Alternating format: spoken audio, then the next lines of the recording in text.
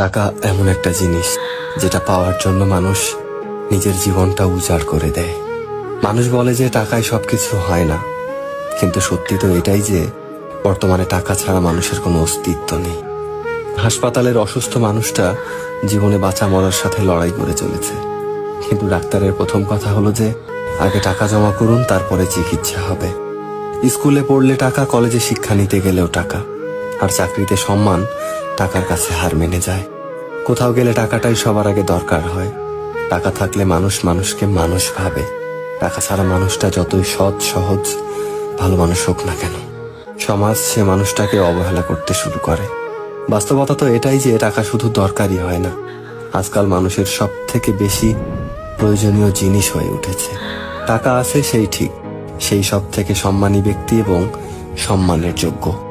আর যার কাছে টাকা নেই, তার সত্যিগুলোকেও খুব সহজে মিথ্যে বানিয়ে দেওয়া যায়।